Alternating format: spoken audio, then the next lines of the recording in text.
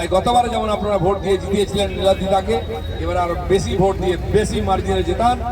যদি বিজেপি সরকার তৈরি হয় তাহলে কারো গায়ে হাত দিতে পারবে না, কোনো চোর ডাকাত গুন্ডা বদমাশ চমকাতে পারবে না।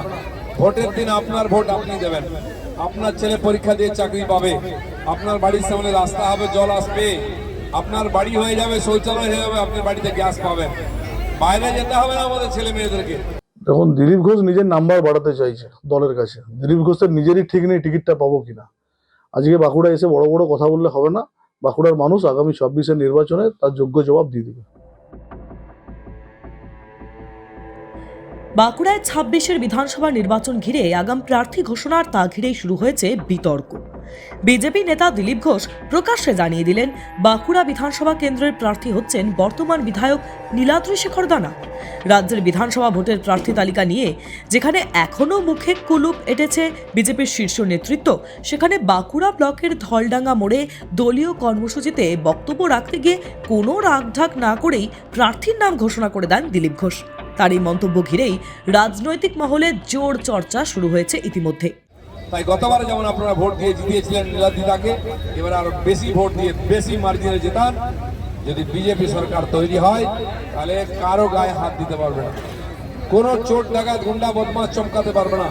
ভোটের দিন আপনার ভোট আপনি দেবেন, আপনার ছেলে পরীক্ষা দিয়ে চাকরি পাবে, আপনার বাড়ির সামনে রাস্তা হবে, জল আসবে, আপনার বাড়ি হয়ে যাবে, শৌচালয় হয়ে যাবে, আপনার বাড়িতে গ্যাস পাবেন, বাইরে যেতে হবে না আমাদের ছেলে মেয়েদেরকে। যদিও পরে সাংবাদিকদের মুখোমুখি হয়ে দিলীপ ঘোষ জানান, নীলাদ্রিশেখর দানা যেহেতু রানিং এমএলএ তাই তার নাম বলা হয়েছে, তবে চূড়ান্তভাবে প্রার্থী কে হবেন সে সিদ্ধান্ত নেবে দলই। নির্বাচনের আগে আনুষ্ঠানিক ঘোষণা করা হবে। এর ভোটে জেতানোর আবেদন জানালেন, তাহলে কি কোথাও বিজেপির প্রার্থী তালিকা? নীলাদ্রি দানা এখানে সিটিং এমএলএ, তার পক্ষে লোক আছে, পার্টি ডিসিশন নেবে কে ক্যান্ডিডেট হবে, যা ক্যান্ডিডেট যে হবে তাকেই জেতাবে এখানকার মানুষ। এদিকে বিষয়টি নিয়ে কটাক্ষ করেছে তৃণমূল। দলের যুব সাধারণ সম্পাদক রাজীব দে জানিয়েছেন, বিজেপি কাকে প্রার্থী করবে তা নিয়ে তাদের কোনো মাথা ব্যথা নেই, মানুষের শেষ কথা বলবে বলে দাবি তার। দেখুন, বিজেপির কে প্রার্থী হবে না হবে আমাদের কাছে কোনো গুরুত্ব নেই, কোনো গুরুত্বহীন ব্যাপার। আর বাঁকুড়ার মানুষ এই 5 বছরে এই বিজেপির বিধায়ককে দেখেছেন, তাকে 5 বছরে দেখতে পাওয়া যায়নি। আজকে ভোট এসছে, ভোট আসার সময় ওনাকে বিভিন্ন জায়গায় দেখতে পাওয়া যাচ্ছে। আগের নির্বাচনেও আমরা দেখেছেন পরিযায়ী পাখির মতো বিজেপির বিভিন্ন নেতারা, মন্ত্রীরা, এমনকি প্রধানমন্ত্রী থেকে শুরু করে স্বরাষ্ট্রমন্ত্রী থেকে শুরু করে পরিযায়ী পাখির মতো আসে, কিন্তু বাংলার মানুষ দেখেছে।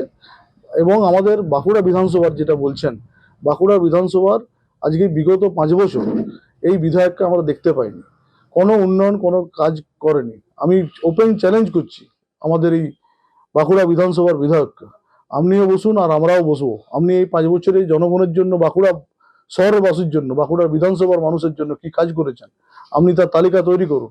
আর আমরা 5 বছরে না থেকেও, আমাদের তো আগের বার বিধানসভার প্রার্থী হেরে গেছে, আমরা না থেকে কি বাঁকুড়ার মানুষের জন্য কি কাজ করেছি সেটা আমরা হাতে নাতে প্রমাণ দিয়ে দেবো। দেখুন, দিলীপ ঘোষ নিজের নাম্বার বাড়াতে চাইছে দলের কাছে। দিলীপ ঘোষের নিজেরই ঠিক নেই টিকিটটা পাবো কিনা। আজকে বাঁকুড়া এসে বড় বড় কথা বললে হবে না। বাঁকুড়ার মানুষ আগামী 26-এর নির্বাচনে তার যোগ্য জবাব দিয়ে দেবে। ভোটের আগেই প্রার্থী নিয়ে এই আগাম মন্তব্য, দলের অভ্যন্তরে আত্মবিশ্বাস নাকি বার্তা দেওয়ার কৌশল, প্রশ্ন উঠছে রাজনৈতিক মহলে। টাইমস নাও খবর।